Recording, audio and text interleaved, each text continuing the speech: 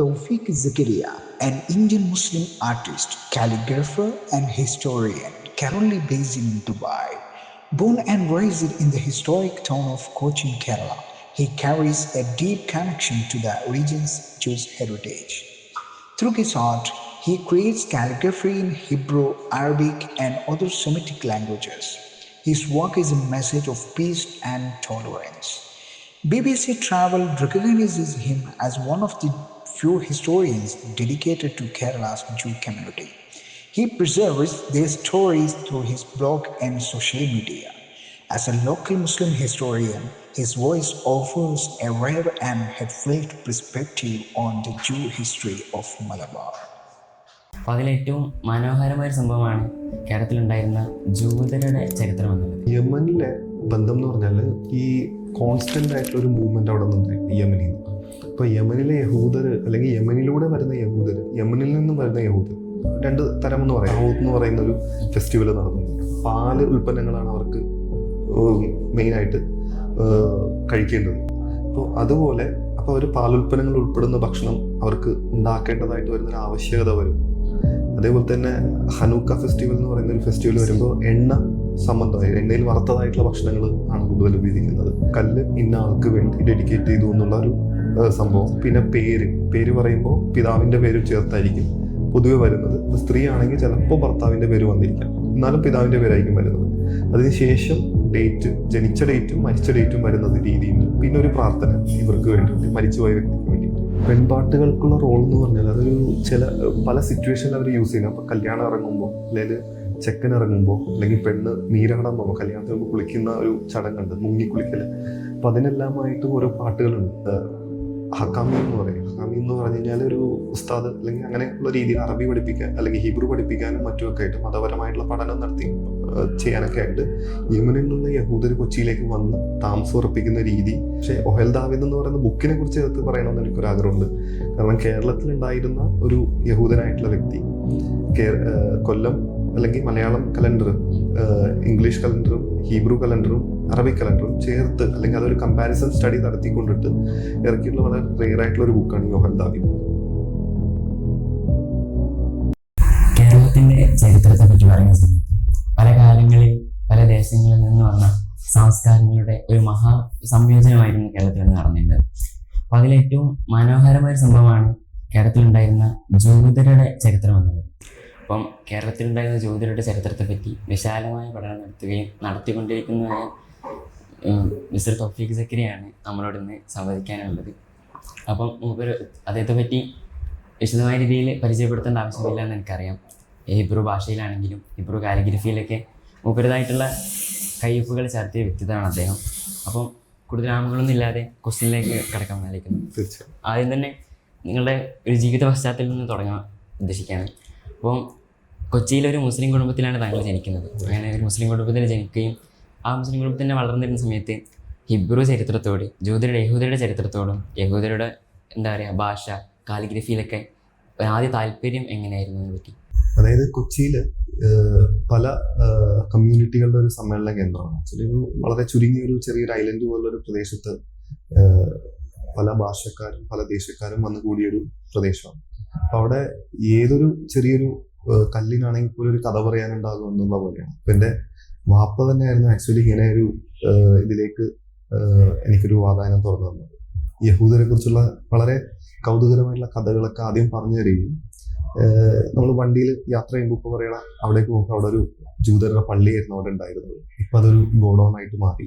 അപ്പം ഇങ്ങനെയുള്ള ചില ഇൻട്രസ്റ്റിംഗ് ആയിട്ടുള്ള കഥകളൊക്കെയാണ് പറഞ്ഞിരുന്നെങ്കിലും ഞാൻ ആദ്യമായിട്ട് എൻ്റെ സ്കൂളിൽ കൂടെ പഠിച്ചൊരു സുഹൃത്താണ് ഇങ്ങനെ ജൂ ടൗണിൽ പോയി അവിടെ കണ്ടു എന്നൊക്കെ പറയുമ്പോൾ ഒരു കൗതുകം, ഒരു 10 വയസ്സുകാരുടെ കൗതുകമാണ് എന്നെ അവിടെ ആദ്യം എത്തിച്ചത്. പിന്നീട് ആ കൗതുകം എൻ്റെ കൂടെ വളരുകയും എന്നെക്കാൾ വളരുകയും ചെയ്തു എന്നുള്ളതാണ് ഉണ്ടായിട്ടുള്ളത്.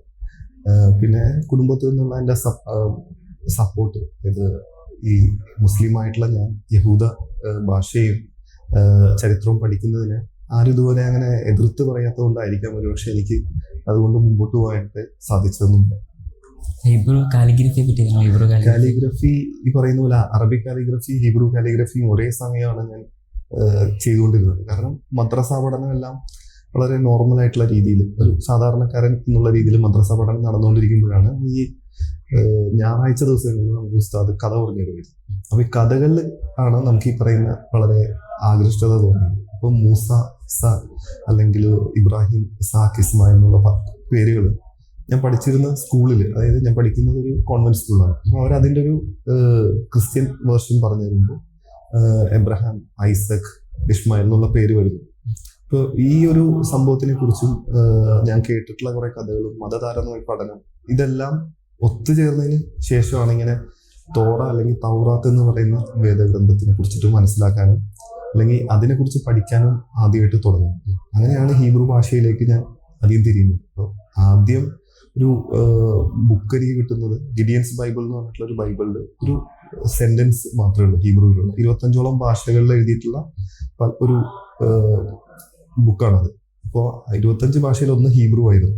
അപ്പോൾ ആ ലിപി ഞാൻ അങ്ങനെ നോക്കി പകർത്തി എഴുതിയാണ് ആദ്യം പഠിക്കുന്നത്. അപ്പോൾ ലിപി എഴുതുമ്പോൾ എനിക്കറിയില്ലത് ഈ ലിപി എന്താണ്, അതിന്റെ പ്രൊനൗൺസിയേഷൻ എന്താണ്, പേരെന്താണെന്ന്. പിന്നീട് ഒരു 1960 പ്രിന്റ് ചെയ്ത ഒരു ഹീബ്രു ബുക്ക് എനിക്ക് ഞാൻ പൈസ കൊടുത്ത് മേടിക്കുന്നുണ്ടായി ആ കാലഘട്ടത്തിൽ. അതിൽ നിന്നാണ് ഞാനൊരു ട്രാൻസ്ലിറ്ററേഷൻ ഉണ്ടായിരുന്നു, ഒരു ഹീബ്രു പ്രേയറിന്റെ. അത് വെച്ചിട്ട് വവൽസും കോൺസ്റ്റൻസും ഡിവൈഡ് ചെയ്ത് ഒരു നോൺ ട്രഡീഷണൽ മെത്തേഡിലൂടെ ഞാനത് പഠിച്ചെടുക്കുന്നത്. പിന്നീടാണ് ഇന്റർനെറ്റും മറ്റൊരു സഹായം കൂടെ ഇതിന്റെ ഈ അക്ഷരം ഒരു എക്സ് പോലുള്ള ഒരു അക്ഷരം, അത് എക്സ് എന്നുള്ള ഒരു അക്ഷരമല്ല, അലിഫ് എന്ന പേരുള്ള ഹീബ്രു അക്ഷരമാണെന്നുള്ളത് മനസ്സിലാക്കുകയും ആ ഒരു കാലിഗ്രഫി കൊണ്ട് മുമ്പോട്ട് പോവുകയും ചെയ്തു. അപ്പം അറബി കാലിഗ്രഫിയും ഹിബ്രു കാലിഗ്രഫിയും അറിയാമെന്നുള്ളത് ചോദിക്കുകയാണ്. ഇപ്പം അറബി കാലിഗ്രഫി നമ്മൾ പറയുകയാണെങ്കിൽ അതിന് പിന്നിൽ വിശാലമായ ചരിത്രവും പൈതൃകമൊക്കെ നമ്മൾ പറയാറുണ്ട്. അതുപോലെ ഹിബ്രു കാലിഗ്രഫിക്ക് അങ്ങനെയുള്ള എന്തെങ്കിലും? ഹീബ്രു കാലിഗ്രഫി എന്ന് പറഞ്ഞാൽ ബേസിക്കലി അവർ ലിറ്റർജിക്കൽ പർപ്പസിനാണ് കൂടുതൽ യൂസ് ചെയ്തിട്ടുണ്ടായിരുന്നത്. പക്ഷെ അറബി കാലിഗ്രഫി പോലെ വളർന്ന് പന്തലിച്ച ഒരു മേഖലയല്ല ഹീബ്രു കാലിഗ്രഫി.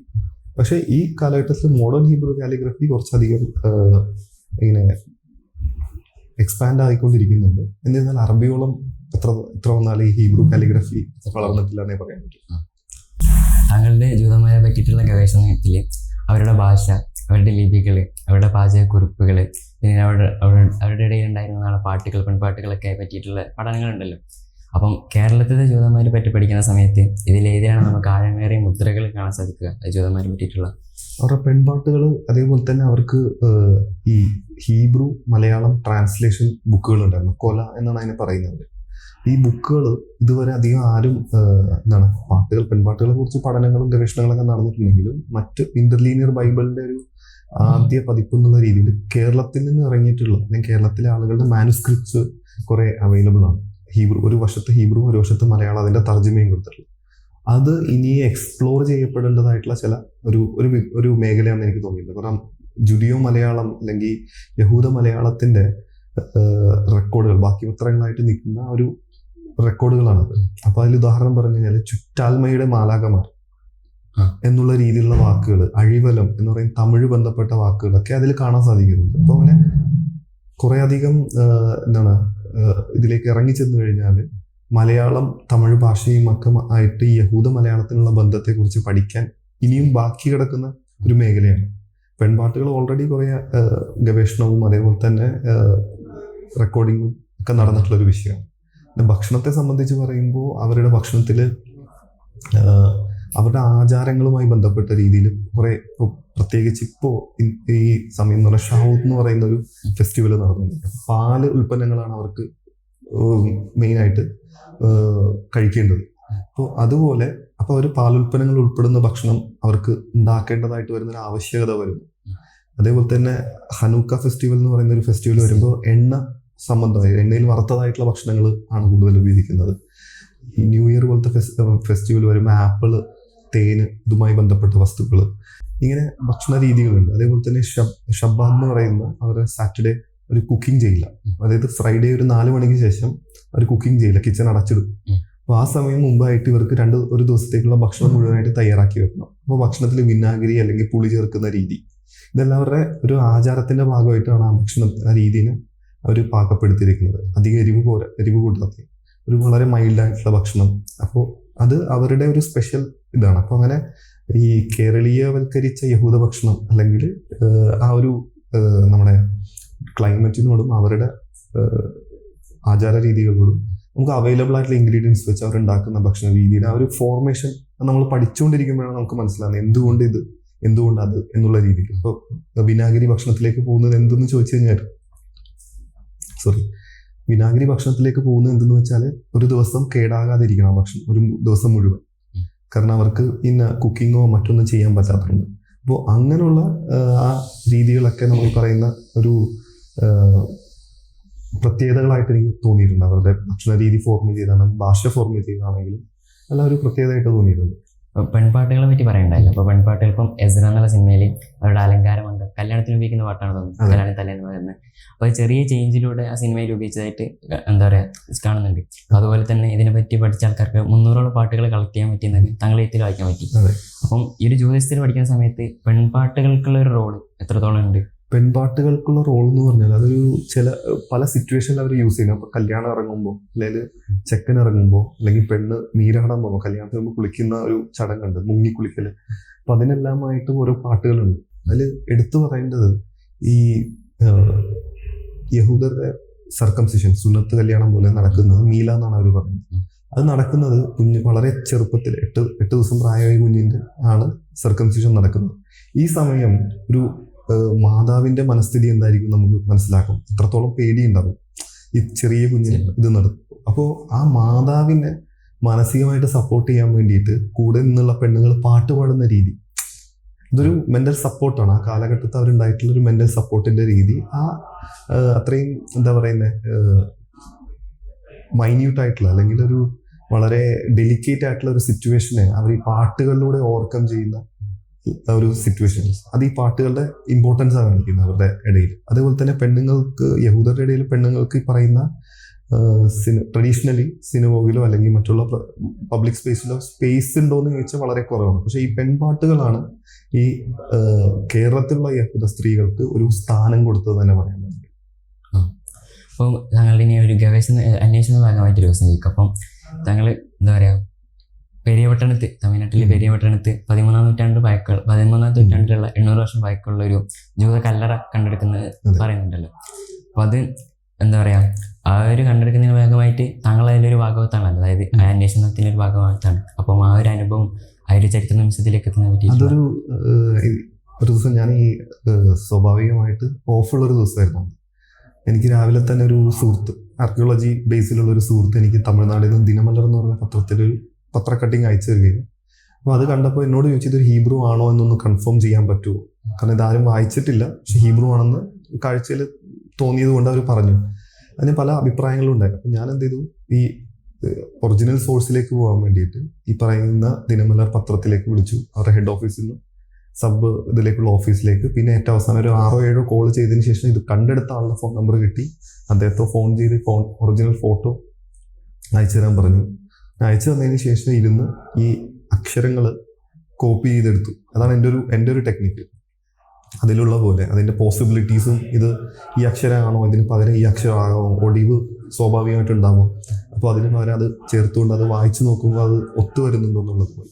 പക്ഷെ ആ കല്ലിലൊരു പ്രശ്നം എന്ന് പറഞ്ഞാൽ വ്യക്തിയുടെ പേര്, ഇപ്പോൾ ഒരു ജൂയിഷ് ടോം സ്റ്റോൺ എടുക്കുമ്പോൾ അതിനൊരു ഫോർമേഷൻ അല്ലെങ്കിൽ ഒരു ടെംപ്ലേറ്റ് പോലെ തന്നെ ഒരു രീതിയുണ്ട്. ആദ്യം തന്നെ അവരുടെ ഒരു ഈ കല്ല് ഇന്ന ആൾക്ക് വേണ്ടി ഡെഡിക്കേറ്റ് ചെയ്തു എന്നുള്ള ഒരു സംഭവം. പിന്നെ പേര് പറയുമ്പോൾ പിതാവിൻ്റെ പേര് ചേർത്തായിരിക്കും പൊതുവെ വരുന്നത്. സ്ത്രീ ആണെങ്കിൽ ചിലപ്പോൾ ഭർത്താവിൻ്റെ പേര് വന്നിരിക്കാം, എന്നാലും പിതാവിൻ്റെ പേരായിരിക്കും വരുന്നത്.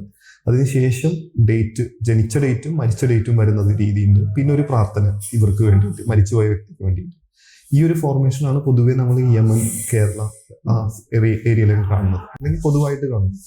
അപ്പോൾ ആ ഒരു രീതി വെച്ച് നോക്കുമ്പോൾ പേര് ഉള്ള ഭാഗം ആ ഒരു നശിഞ്ഞിരിക്കുകയായിരുന്നു, അത് വായിക്കാൻ പറ്റാതെ. പക്ഷെ ഡേറ്റിന്റെ ഭാഗം വളരെ ക്ലിയർ ആയിരുന്നു. പക്ഷെ അത് വായിക്കാനായിട്ട് നോക്കുമ്പോൾ നമുക്ക് ഈ കല്ലിന്റെ ഒറിജിൻ അറിയില്ല, തമിഴ്നാട്ടിൽ നിന്ന് കിട്ടി എന്നുള്ളതിനപ്പുറത്തേക്ക് അതിനെന്നെ സഹായിച്ച് ശരിക്കും നമ്മുടെ ചേന്നമംഗലത്തുള്ള കല്ലിന്റെ ആ ഒരു സ്റ്റൈലും ഈ ഏദൻ എന്ന് പറയുന്ന യമനിലുള്ള സ്ഥലത്തുള്ള കുറച്ച് മീസാൻ കല്ലുകളുടെ, അല്ലെങ്കിൽ അവർ സിയോൺ കല്ല് എന്നായിരുന്നു പറഞ്ഞത്, ഹീബ്രു ടോം സ്റ്റോൺസിന്, ആ കല്ലുകളുടെ ആ ഒരു സ്ട്രക്ചർ എടുത്തുകൊണ്ടിട്ടാണ് ഞാൻ കമ്പാരിസൺ സ്റ്റഡി നടത്തിയപ്പോഴാണ് ഈ ഡേറ്റ് ഈ പറയുന്ന ഹീബ്രു കലണ്ടർ പ്രകാരം അല്ല, സെലുസൈഡ് എറ എന്ന് പറയുന്ന വേറൊരു തരം കലണ്ടറിങ് സിസ്റ്റത്തിലുള്ള ഡേറ്റ് ആണെന്നും അത് വെച്ചിട്ടാണ് ഈ സംഭവം ഞാൻ ട്രാൻസ്ലേറ്റ് ചെയ്തത്. അതായത് ചേന്നമംഗലത്ത് നിന്ന് കണ്ടെടുത്ത കല്ലിനോട് അതേ രീതിയിൽ തന്നെ അല്ലെങ്കിൽ അതേ ശൈലിയിൽ തന്നെ ഈ കല്ലിലും നമുക്ക് കാണാൻ കഴിഞ്ഞത്. അപ്പൊ യഹൂദര് ഒരിക്കൽ കലണ്ടർ ഉണ്ടായിട്ടും ഈ സെലൂസിഡ് കലണ്ടർ അത് യമനി പാരമ്പര്യം, യമനിലുള്ള യഹൂദര് ഉപയോഗിച്ചിരുന്ന ഒരു കലണ്ടറിംഗ് സിസ്റ്റമാണ്. അത് തന്നെ കേരളത്തിൽ ഉപയോഗിച്ചിരുന്നു കുറെ നാൾ. കേരളത്തിലെ പഴയ എപ്പിഗ്രഫ്സ് ഒക്കെ ചെക്ക് ചെയ്യുമ്പോൾ ഭൂരിഭാഗം ഈ കലണ്ടറിംഗ് സിസ്റ്റമാണ് യൂസ് ചെയ്തത്. കാരണം അവർ യമനി പാരമ്പര്യം നിലനിർത്തിക്കൊണ്ട് വന്നതുകൊണ്ടുണ്ട്. പിന്നെ ഒരു ലേറ്റർ പീരീഡിലാണ് ഈ പറയുന്ന ഹീബ്രു കലണ്ടർ കേരളത്തിൽ കൊച്ചിയിൽ യൂസ് ചെയ്തതായിട്ട് കാണുന്നത്. ഇപ്പം ഹിബ്രു കലണ്ടറിനെ പറ്റി പറയുകയാണെങ്കിൽ ഇപ്പം 5756 തോന്നുന്നു ഹിബ്രു വർഷം. അപ്പം എന്താണ് ബാക്കി ഇപ്പം ഹിജറ കലണ്ടർ എടുത്ത് നോക്കുകയാണെങ്കിൽ, ഗ്രിഗോറിയൻ കലണ്ടർ എടുത്ത് നോക്കുകയാണെങ്കിൽ ഹിബ്രു കലണ്ടർ എങ്ങനെയാണ് ഇത് വ്യത്യസ്തമാകുന്നത്? അപ്പം അതിൽ താങ്കൾ പറയുന്നത് എന്താ പറയുക, ദാഹിൽ ദാവീദ് എന്നുള്ളൊരു ഒഹേൽ ദാവീദ് എന്നുള്ള എന്ന് പറയുന്നുണ്ട്. അതായത് കലണ്ടർ ബേസിലുള്ള ഒരു പഠനം. അപ്പം അതിനെ മുൻനിർത്തിയിട്ട് എന്താണ് ഈ ഹിജറ കലണ്ടറിൽ നിന്നും ഗ്രിഗോറിയൻ കലണ്ടറിൽ നിന്നൊക്കെ ഹിബ്രു കലണ്ടറിനെ വ്യത്യസ്തമാക്കുന്നത്? പഴക്കം തന്നെയാണ് അതിനെ വ്യത്യസ്തമാക്കുന്നത്. പിന്നെ ഈ ഇവരുടെ യഹൂദരുടെ ആചാരങ്ങൾക്കനുസരിച്ച് അവരായിട്ടുണ്ടാക്കിയിട്ടുള്ള ഒരു ഫോർമേറ്റാണ്. അപ്പോൾ ഇത് ഇയർ ഓഫ് ക്രിയേഷൻ എന്നുള്ള രീതിയിലാണ് പറയുന്നത്. അപ്പോൾ ഹിജറ ഒരു മാർക്കിംഗ് പോയിന്റ് ആണെങ്കിൽ അത് ക്രിയേഷൻ ഇയർ ആയിട്ടാണ് പറയുന്നത്. പ്രത്യേകിച്ച് അങ്ങനെ എടുത്തു പറയത്തക്ക രീതിയിലുള്ള ഒരു കലണ്ടറിങ് സിസ്റ്റത്തിന്റെ ഒരു ഡിഫറൻസോ അല്ലെങ്കിൽ മേന്മയും ഞാനധികം എത്തിച്ചല്ലാത്തൊരു മേഖല ആയതുകൊണ്ട് എനിക്ക് അതിനെക്കുറിച്ച് അധികം പറയാൻ സാധിക്കുമെന്ന് എനിക്കറിയില്ല. പക്ഷേ ഒഹേൽ ദാവീദ് എന്ന് പറയുന്ന ബുക്കിനെ കുറിച്ച് എടുത്ത് പറയണമെന്ന് എനിക്കൊരു ആഗ്രഹമുണ്ട്. കാരണം കേരളത്തിൽ ഉണ്ടായിരുന്ന ഒരു യഹൂദനായിട്ടുള്ള വ്യക്തി കൊല്ലം അല്ലെങ്കിൽ മലയാളം കലണ്ടറും ഇംഗ്ലീഷ് കലണ്ടറും ഹീബ്രു കലണ്ടറും അറബിക് കലണ്ടറും ചേർത്ത് അല്ലെങ്കിൽ അതൊരു കമ്പാരിസൺ സ്റ്റഡി നടത്തിക്കൊണ്ടിട്ട് ഇറക്കിയിട്ടുള്ള വളരെ റെയർ ആയിട്ടുള്ള ഒരു ബുക്കാണ് ഈ ഒഹേൽ ദാവീദ്. അതിന്റെ ആകെ 50 കോപ്പി മാത്രമേ പ്രിന്റ് ചെയ്തിട്ടുള്ളൂ. അത് 1780-കളിൽ എന്തോ ആണ് ഇത് പ്രിന്റ് ചെയ്യുന്നത് ആംസ്റ്റർഡാമിലാണ്. അത് കൊച്ചിക്കാരനായിട്ടുള്ള ഒരു വ്യക്തി അദ്ദേഹത്തിന്റെ കമ്മ്യൂണിറ്റിക്ക് വേണ്ടിയിട്ട് ഒരു അൽമനാക്ക് പോലുള്ള സംഭവം പ്രിന്റ് ചെയ്യുന്നത് ആംസ്റ്റർഡാം പോലുള്ള ഒരു സ്ഥലത്താണെന്ന് പറയുമ്പോൾ അവരുടെ ഒരു ഓറ നമുക്ക് മനസ്സിലാക്കാൻ സാധിക്കും. അപ്പം ഈ ചേന്നമംഗലാവട്ടെ, പെരിയവട്ടനാവട്ടെ, മട്ടാഞ്ചേരി ആവട്ടെ, ഇവിടെയുള്ള യഹൂദരെ പറ്റി നമ്മൾ പഠിക്കുന്ന സമയത്ത് ഇവർക്ക് പശ്ചിമേഷ്യയുമായിട്ട് യമനുമായിട്ടുമുള്ള ബന്ധം ഈ ഒരു കലണ്ടർ വിഷയത്തിൽ അല്ല, സെലൂസിഡ് കലണ്ടർ വിഷയത്തിൽ യമൻ്റെ ഒരു കാര്യമല്ല, ഏത് രീതിയിലുള്ള ഒരു ബന്ധമായിരുന്നു ഇവർക്ക് യമൻ പശ്ചിമേഷ്യയും തമ്മിൽ ഉണ്ടായിരുന്നത്? യമനിലെ ബന്ധം എന്ന് പറഞ്ഞാൽ ഈ കോൺസ്റ്റന്റ് ആയിട്ടുള്ള ഒരു മൂവ്മെന്റ് അവിടെ നിന്നുണ്ട് യമനിൽ. ഇപ്പൊ യമനിലെ യഹൂദർ അല്ലെങ്കിൽ യമനിലൂടെ വരുന്ന യഹൂദർ, യമനിൽ നിന്നും വരുന്ന യഹൂദർ രണ്ട് തരം എന്ന് പറയാം. ഈ പറയുന്ന ഹദർമൗത്ത് പോലെ ഉള്ള പ്രദേശത്ത് തന്നെയാണ് കേരളത്തിലേക്ക് ഇവരുടെ വരവുണ്ടാകുന്നത്. പക്ഷെ ഈ ടുണീഷ്യയിൽ നിന്നുള്ള യഹൂദരായാലും മറ്റു പ്രദേശത്തു നിന്നുള്ള യഹൂദരായാലും യമനിലൂടെ കേരളത്തിലേക്ക് വരുന്ന രീതിയുണ്ട്. യമനികളായിട്ടുള്ള യഹൂദർ കേരളത്തിലേക്ക് വരുന്ന രീതി, ഇതിനെല്ലാം റെക്കോർഡായിട്ട് നമുക്ക് പല ലെറ്റേഴ്സ് എല്ലാം ഈ ഒഹേൽ ദാവീദ് എന്ന് പറഞ്ഞിട്ട് വേറൊരു ബുക്ക് കൂടി ഉണ്ട്. അത് നമ്മുടെ ഡേവിഡ് സസൂൺ എന്ന് പറയുന്ന വ്യക്തി അദ്ദേഹം നടത്തിയ കളക്ഷൻ ഓഫ് ഹീബ്രു ഡോക്യുമെന്റ്സിന്റെ ഒരു കാറ്റലോഗാണ്.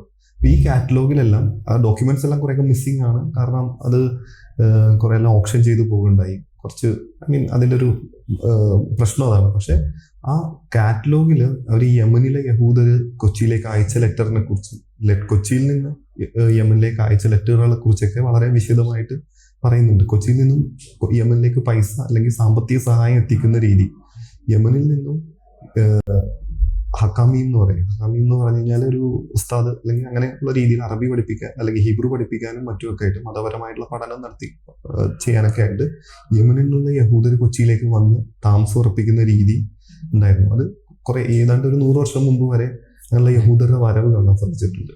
അതിനപ്പുറത്തേക്ക് ഈ എപ്പിഗ്രഫിയുമായി ബന്ധപ്പെട്ടുള്ള പഠനത്തിന്റെ ഇടയിൽ യമൻ ഒരു ഡോക്യുമെന്റ് കിട്ടുന്നുണ്ടായിട്ടുണ്ട് എനിക്ക്. ഈ ഡോക്യുമെന്റില് മട്ടാഞ്ചേരിയിലുള്ള ജൂത സെമിത്തേരിയുടെ അകത്ത് ഉണ്ടായിരുന്ന സിയോൺ കല്ലുകൾ, ഈ ടോം സ്റ്റോണുകളുടെ ഒരു കളക്ഷന്റെ അല്ലെങ്കിൽ അവരുടെ പേര്, വർഷം, ഈ പേരിൽ തന്നെ യമനികളുടെ പ്രസൻസ് കാണാൻ സാധിക്കും.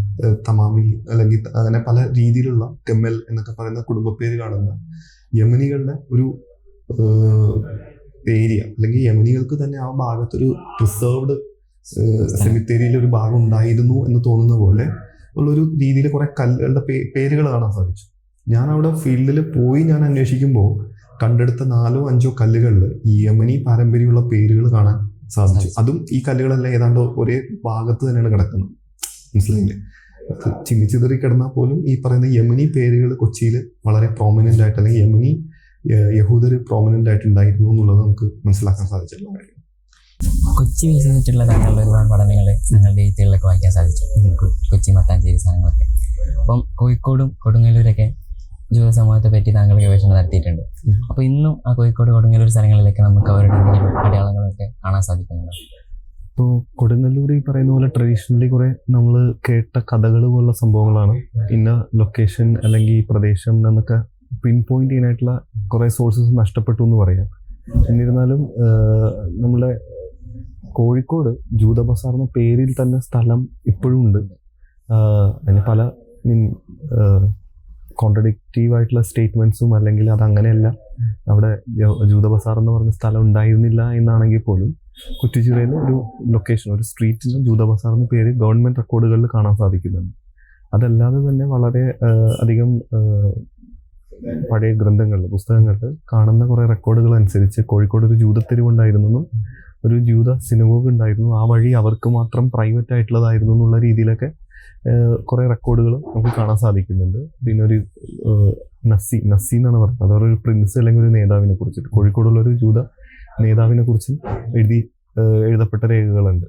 ഇതിനപ്പുറത്തേക്ക് ഇസാക്ക് സർഗൂൻ എന്ന് പറയുന്ന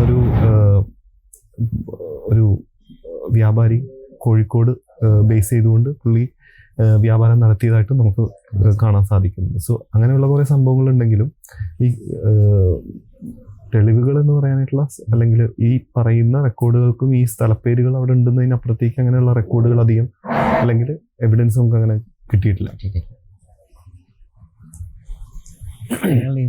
എഴുത്തുകളൊക്കെ വായിച്ചപ്പോൾ നമുക്ക് കൗതുകരായി തോന്നിയ സംഭവമാണ് എന്ത്, കൊച്ചിയിലെ ഇന്നൊരു പള്ളിയിൽ എന്തുണ്ട് 1807 മക്കോളം എന്നുള്ള ഒരാള് ഇവിടുത്തെ വിളക്ക്, തൂക്കുവിളക്ക് കാണാൻ സാധിച്ചു. താങ്കൾ അതായത് ഹീബ്രു ലിപി വായിച്ചെടുത്തതൊക്കെ കാണാൻ സാധിച്ചു. ആ ഒരു കഥ ഹിസ്റ്റോറിക്കലായിട്ടൊന്ന് പറയാൻ പറ്റുമോ? ഹിസ്റ്റോറിക്കലി എഗെയിൻ അവിടെ ഒരു കോൺട്രഡിക്ഷൻ കിടക്കുന്ന ഒരു സംഭവമാണ്. 1805 മഹാരാജാവ് ഈ പറയുന്ന ഒരു കിരീടം ജൂത സമൂഹത്തിന്, അതായത് തിരുവിതാംകൂർ മഹാരാജാവ് ജൂത സമൂഹത്തിന് കൊടുത്തു എന്ന് പറയുന്നത്. ഈ കിരീടം വ്യക്തികളുടെ തലയിൽ വെക്കുന്ന, ഈ കിരീടം വ്യക്തികളുടെ തലയിൽ വെക്കുന്നതല്ല, നേരെ മറിച്ച് തോറ എന്ന് പറയുന്ന അവരുടെ വേദഗ്രന്ഥത്തിന്റെ ഒരു പെടകുണ്ട്, അതിന്റെ മേലിൽ വെക്കാനുള്ള കിരീടമുണ്ട്. അപ്പൊ ഈ കിരീടം കൊടുക്കുന്ന 1805 ഈ വെള്ളിവിളക്ക് കൊടുക്കുന്ന 1807 മറ്റുമാണ് എന്നുള്ള രീതിയിലാണ്. അവിടെ ഒരു ഡേറ്റിന്റെ ഒരു ചെറിയ പ്രശ്നമുണ്ട്. കേണൽ മെക്കോളയെ വെലുത്തമ്പി തളവ ആക്രമിക്കുന്നതും പിന്നെ ഈ വെള്ളിവിളക്ക് ഇദ്ദേഹം ആ ഒരു ആക്രമണത്തിൽ നിന്ന് രക്ഷപ്പെട്ടതിന്റെ ഒരു നന്ദി സൂചകമായിട്ട് കൊടുത്തിട്ടുള്ളതാണ് എന്നുള്ള രീതിയിലാണെങ്കിലും ബോംബെ കൊറിയർ എന്ന് പറയുന്ന പത്രം 1808 മറ്റും ഈ പറയുന്നത് ഒരു ന്യൂസ് ആയിട്ട് തന്നെ പറയുന്നുണ്ട്. അന്ന് ബ്രിട്ടീഷ് റെസിഡന്റും ഈ പറയുന്ന ദിവാൻ ഓഫ് ട്രാവൻകൂർ ഇവർ രണ്ടുപേരും കൂടി പോയിട്ടാണ് ഇത് കൊടുത്തതെന്നും പറയുന്നുണ്ട്. സോ അത് കുറച്ചുകൂടെ നമുക്കൊരു ക്ലാരിറ്റി കിട്ടേണ്ട സബ്ജക്റ്റ് ആണെങ്കിൽ പോലും ആ വെള്ളിവിളക്ക് ഇന്നും ആ ജൂതപ്പള്ളിയിൽ അവിടെ തൂങ്ങിക്കിടക്കുന്നുണ്ട്. ആ വെള്ളിവിളക്കിൽ ഹീബ്രുവിലുള്ള ഇൻസ്ക്രിപ്ഷൻസും കാണാനുണ്ട്. ഈ പറയുന്ന കേണൽ മക്കോളെ കൊടുത്തതായിട്ടുള്ള ഇൻസ്ക്രിപ്ഷനാണെന്ന് പറഞ്ഞുകൊണ്ടിട്ട് പറയുന്നുണ്ട്. യഹൂദരുടെ ഹനൂക്കയുടെ ഭാഗമായിട്ടാണ് കൊടുത്തതെന്നൊക്കെ പറയുന്നത്. അതെ. അപ്പൊ ഈ ഹനൂക്ക എന്നുള്ളത് എന്താണ്? ഹനൂക്ക എന്ന് പറഞ്ഞാൽ അതൊരു ഫെസ്റ്റിവലാണ്, 8 ദിവസം നീണ്ടു നിൽക്കുന്ന ഫെസ്റ്റിവൽ. ആ ഫെസ്റ്റിവലിലെ പ്രത്യേകത എന്ന് പറഞ്ഞാൽ വെളിച്ചം, അതൊരു എന്താണ് പഴയൊരു അവരുടെ ബിലീഫിനനുസരിച്ചിട്ട് ദേവാലയം പിടിച്ചെടുക്കപ്പെടുന്നു. അവര് മക്കാബികൾ അത് തിരിച്ച് വീണ്ടെടുക്കാൻ ചെല്ലുമ്പോൾ 8 ദിവസം അല്ലെങ്കിൽ ഒരു ദിവസം പോലും കത്തി നിൽക്കാൻ എണ്ണ ശേഷിക്കാത്ത രീതിയിലുള്ള എണ്ണ മാത്രമേ ശേഖരം അവിടെ ഉണ്ട്. പക്ഷെ 8 ദിവസത്തോളം അത് കത്തി നിന്നു എന്ന് പറയുന്നുണ്ട് കിടാവൾക്ക്. അപ്പോൾ അങ്ങനെ പറയുന്ന ആ ഒരു ചരിത്ര സംഭവം അല്ലെങ്കിൽ അവരുടെ ആ ഒരു ചരിത്ര സംഭവത്തിന് കമമറേറ്റ് ചെയ്തുകൊണ്ടുള്ള ഒരു ഫെസ്റ്റിവൽ ഓഫ് ലൈറ്റ് എന്ന് തന്നെ പറയാൻ വേണമെങ്കിൽ 8 ദിവസം വിളക്ക് കത്തിച്ചിട്ടുള്ളൊരു പ്രത്യേകതരം ഒരു ആഘോഷം. അത് കിസ്ലേവ് 25 കിസ്ലേവ് എന്ന് പറയുന്ന മാസം 25-ാം തീയതിയാണ് അവർ ആചരിക്കാൻ തുടങ്ങുന്നത്, 1-ാം ദിവസം എന്നാണ്.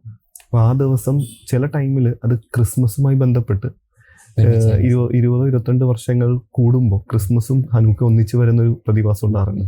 അതുപോലൊരു ദിവസമാണ് ഈ പറയുന്ന വെള്ളിവിളക്ക് ഈ യഹൂദ ദേവാലയത്തിലേക്ക്, അതായത് പരദേശി പള്ളിയിലേക്ക് ഇദ്ദേഹം കൊടുക്കുന്നത്. ആര്? Colonel Macaulay.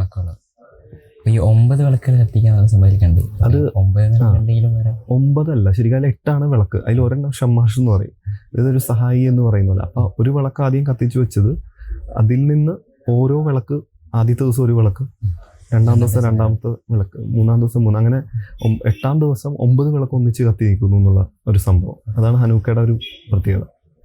പിന്നെ ബൈബിളിലുള്ള ഖുർആൻ ട്രാൻസ്ലേഷനെ പറ്റിയാണ്. ഇപ്പം ബൈബിളിൽ ഹിബ്രു ട്രാൻസ്ലേഷനെ പറ്റി. അപ്പം ബൈബിളിനെ ഹീബ്രുവിൽ ട്രാൻസ്ലേറ്റ് ചെയ്യുന്നതിന് മുമ്പ് തന്നെ ഖുറാൻ ട്രാൻസ്ലേറ്റ് ചെയ്യപ്പെട്ടു. അതായത് അറബി മലയാളത്തിൽ ഖുറാൻ ട്രാൻസ്ലേറ്റ് ചെയ്യപ്പെടുന്നതിന് 100 വർഷങ്ങൾക്ക് മുമ്പ് തന്നെ ഹിബ്രുവിൽ ഖുറാൻ ട്രാൻസ്ലേറ്റ് ചെയ്യപ്പെട്ടിട്ടുണ്ട്. അപ്പം അതിനുള്ള എന്തെങ്കിലും ഒരു കാരണം ഈ ഖുറാൻ ഹീബ്രുവിലേക്ക് ട്രാൻസ്ലേറ്റ് ചെയ്യപ്പെടാൻ? ഖുറാൻ ഹീബ്രുവിലേക്ക് ട്രാൻസ്ലേറ്റ് ചെയ്യപ്പെട്ടു എന്ന് പറഞ്ഞ കാലഘട്ടം 1757 മുതൽ 60 വരെ, 1760 വരെയാണ് നമുക്ക് പിൻ ചെയ്യാൻ പറ്റുന്നത്. അപ്പോൾ ഇത് എസെക്കിയേൽ റഹാബി എന്ന് പറയുന്ന ഒരു അറബി സംസാരിക്കുന്ന ഒരു യഹൂദൻ, അദ്ദേഹം സിറിയയിൽ നിന്ന് വന്നു എന്നാണ് പറയപ്പെടുന്നത്. അപ്പോൾ ഇദ്ദേഹം ആണ് ഈ ഒരു പ്രോജക്റ്റിന് വേണ്ടി കമ്മീഷൻ ചെയ്യുന്നത്. ഇതിന്റെ ട്രാൻസ്ലേഷൻ നടത്തുന്നത് ലിയോപോൾഡ് ഇമാനുവൽ വാൻഡോർട്ട് എന്ന് പറയുന്ന ഒരു ഡച്ച് യഹൂദനാണ്. അദ്ദേഹം ക്രൈസ്തവനായിട്ട് മാറുകയും കൊളംബോയിലുള്ള ഒരു തിയോളജിക്കൽ കോളേജിൽ പഠിപ്പിച്ചുകൊണ്ടിരിക്കുന്ന ഒരു മിഷണറി എന്ന് പറയാം, മിഷണറി പ്രവർത്തനമായിരുന്നു എന്ന് പറയാം.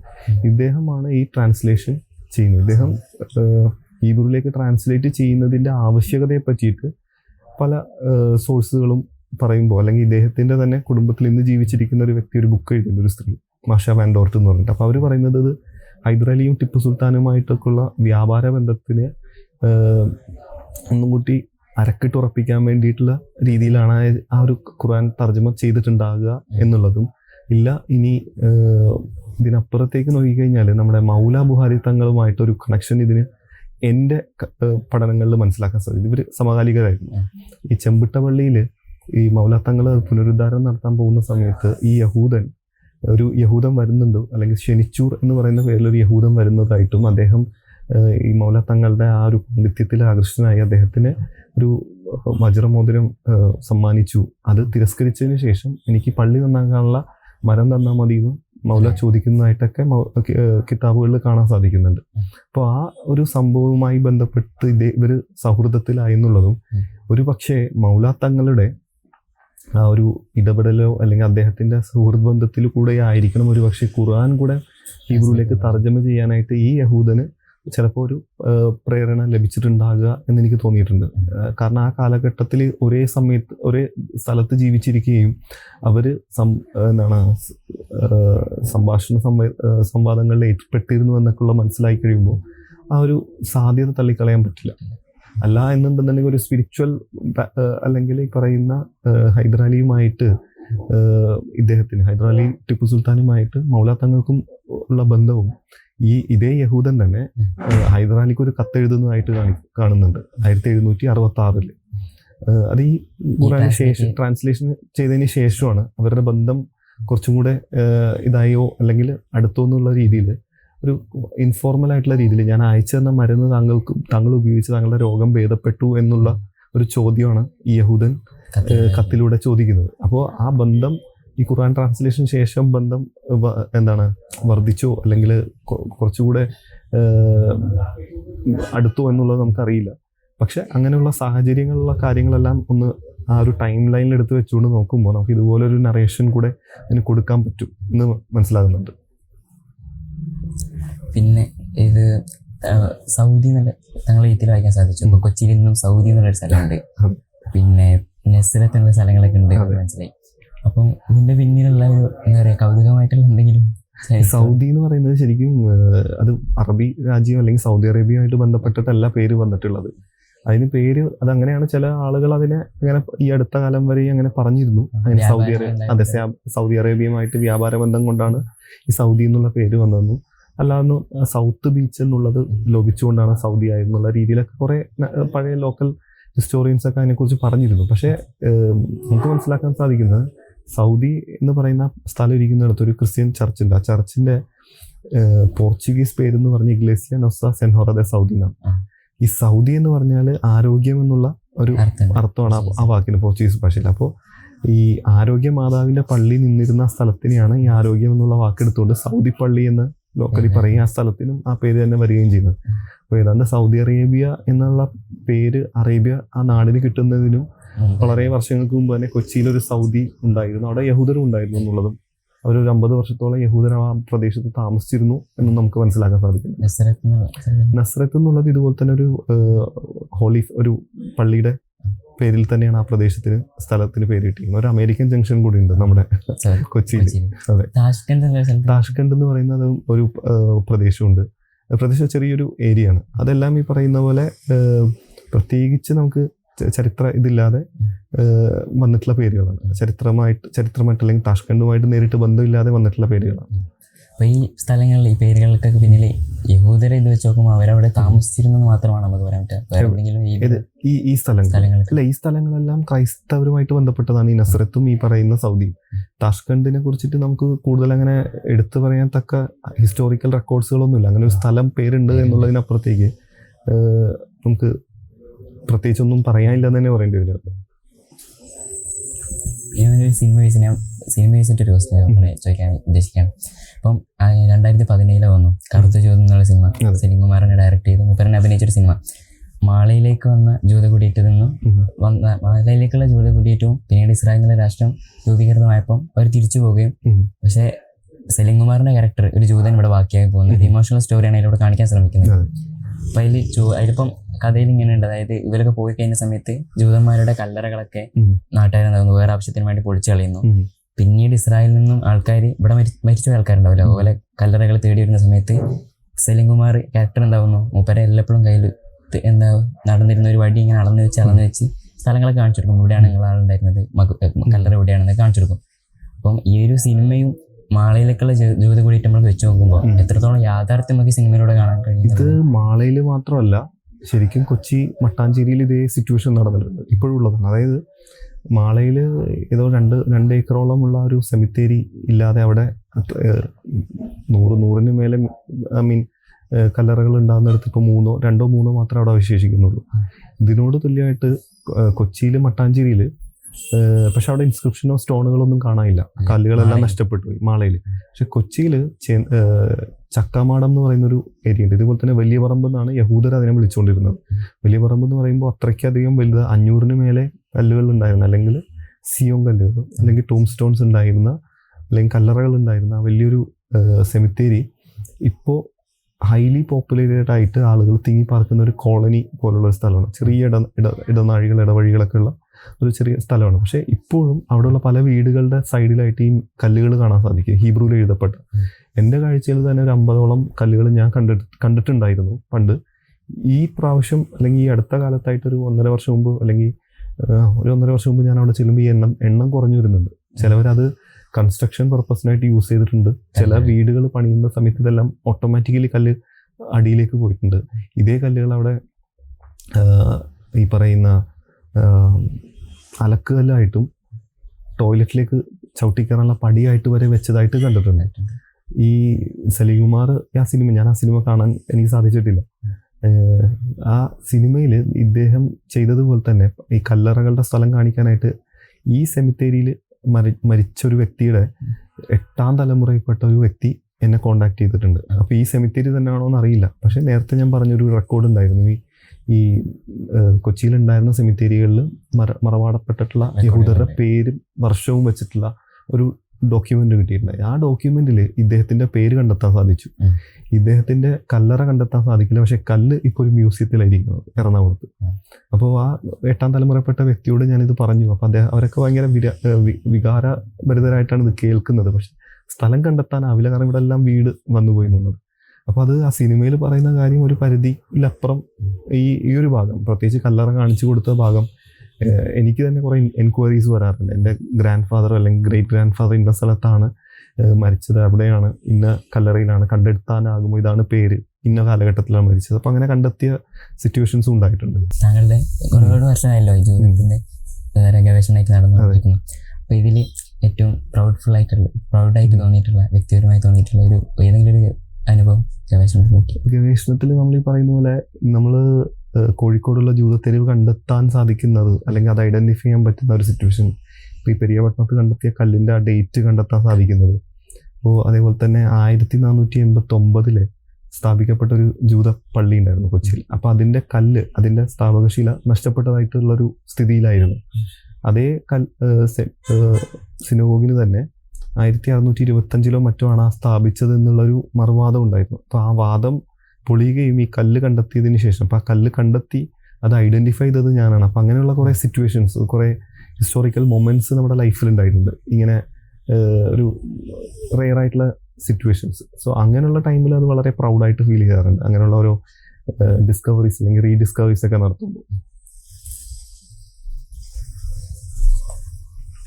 അവസാനമായിട്ട് ചോദിക്കാണ്, അപ്പോൾ ഇനി കേരളത്തിലെ ജ്യോതിഷത്തിൽ പഠിക്കാൻ വേണ്ടി വരും തലമുറക്ക് ഒരു ഭാഗം നമ്മൾ സെറ്റ് ചെയ്ത് കൊടുക്കുകയാണെങ്കിൽ ഏതൊരു ഭാഗമായിരിക്കും സെറ്റ് ചെയ്ത് കൊടുക്കുക നല്ല രീതിയിൽ ഒരു സ്ഥലം ഈ പറയുന്ന പോലെ കൊച്ചി മട്ടാഞ്ചേരി തന്നെയാണ് എപ്പോഴും അതിനോട് ഈറ്റില്ലം എന്ന് പറയാൻ പറ്റുക. കാരണം അവിടെയുള്ള അത്രയും റിസോഴ്സസ് ഇപ്പോൾ മറ്റുള്ള സ്ഥലത്തൊന്നും അവശേഷിക്കുന്നില്ല എന്നുള്ളതാണ് ഇത്. ഇപ്പോൾ ചേന്നമംഗലത്ത് പോയി കഴിഞ്ഞാൽ അതിന് സാധ്യതകളുണ്ട്, കല്ലുകളുണ്ട്, പക്ഷെ എല്ലാം നശിഞ്ഞുകൊണ്ടിരിക്കുകയാണ്. അവിടുത്തെ സെമിത്തേരി ആയാലും ഈ പറയുന്ന എപ്പിഗ്രഫിക്കൽ സ്റ്റഡി നടത്താനാണെങ്കിലൊക്കെ മറ്റുള്ള മാനുസ്ക്രിപ്റ്റ്സും റെക്കോർഡ്സൊക്കെ ഓൺലൈൻ ആണെങ്കിലും അല്ലാതൊക്കെ ആണെങ്കിൽ അവൈലബിൾ ആണ്. പക്ഷേ നമ്മളൊരു സ്ഥലത്ത് പോയിട്ട് ആ കല്ലുകൾ കുറിച്ച് പഠിക്കാനും അതിനെക്കുറിച്ച് മനസ്സിലാക്കാനും ഏറ്റവും നല്ലത് കൊച്ചി മട്ടാഞ്ചേരിയിൽ തന്നെയുള്ള ചക്കാമാടം, ചേന്നമംഗലം, ഈ പറയുന്ന പോലെ പറവൂർ അതിനുള്ള പ്രൊവിഷനുണ്ട്. പക്ഷെ അതെല്ലാം ഇങ്ങനെ ഇല്ലാതായിക്കൊണ്ടിരിക്കും. പറവൂരും വലിയൊരു സെമിത്തേരി ചുരുങ്ങി അവിടെ അടുത്തൊക്കെ കോളേജെല്ലാം വന്നൊരു 4-5 കോളേജായിട്ട് മാറുന്ന ഒരു അവസ്ഥയുണ്ട്. കൊച്ചിയിൽ തന്നെ 4 സിനോഗ് ഉണ്ടായിരുന്നു, എറണാകുളത്ത് മറ്റ് 2 ഉണ്ടായിരുന്നു, പറവൂര്, ചേന്നമംഗലം, മാള 3 സിനോഗുകൾ ഉണ്ടായിരുന്നു. ഇതിനപ്പുറത്തേക്ക് ഹിസ്റ്റോറിക്കലി നമ്മൾ റെക്കോർഡൊക്കെ നോക്കിക്കഴിഞ്ഞാൽ മാടായി, കോഴിക്കോട്, ചാലിയത്തും പന്തലായിനി, കൊല്ലത്ത് അങ്ങനെ പല പ്രദേശങ്ങൾ ഉണ്ടായി എന്നുള്ള റെക്കോർഡ്, കൊല്ലത്ത് ഒക്കെ ഉണ്ടായിരുന്നു എന്ന് പറയും ചിലർ. കായംകുളം, കുന്നുകുളമൊക്കെ, പാലായൂര്, പുല്ലൂറ്റ് ഇവിടെയൊക്കെ ഉണ്ടായിരുന്നു എന്ന് പറയുന്നുണ്ട് കേരളത്തിലെ. പക്ഷെ അതിനൊന്നും തെളിവുകൾ ലഭിച്ചിട്ടില്ല എന്നുള്ളതാണ്. ഹിസ്റ്റോറിക്കൽ റെക്കോർഡുകളിൽ പറയുന്നതിനപ്പുറത്തേക്ക് നമുക്കൊരു ഫിസിക്കൽ എവിഡൻസ് കിട്ടിയിട്ടില്ല. അത്രയേ ഉള്ളൂ.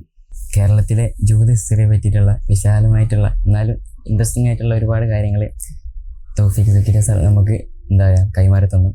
അപ്പം ഹിസ്റ്ററി എന്നുള്ളത് വെറും പുസ്തകങ്ങളിൽ ഒതുങ്ങിക്കൂടേണ്ടതല്ല, മറിച്ച് അത് വരും തലമുറക്കായി നമുക്ക് ഒരുപാട് മാറ്റി വെക്കാനുണ്ടെന്നുള്ള കാര്യം എന്താ പറയുക ഈ ടോക്കിൽ നമുക്ക് മനസ്സിലാവുന്നുണ്ട്. അപ്പം കേരളത്തിൽ ഇനിയും കണ്ടെടുക്കാനുള്ള ഒരുപാട് സ്ഥലങ്ങളുണ്ട്, ജ്യോതിഷത്തിനെ പറ്റി ഇനിയും പഠിക്കാനുണ്ട് എന്നുള്ളതാണ് നമുക്ക് ഇതിൽ നിന്നൊക്കെ മനസ്സിലാവുന്നത്. അപ്പം ജ്യോതിഷത്തിനെ പറ്റി ഒരുപാട് പഠിക്കാൻ നമുക്ക് സാധിക്കണം. അതിനുള്ള ശ്രമങ്ങളാവണം നമ്മൾ ഇനി മുമ്പോട്ട് കൊണ്ടുവരേണ്ടത്.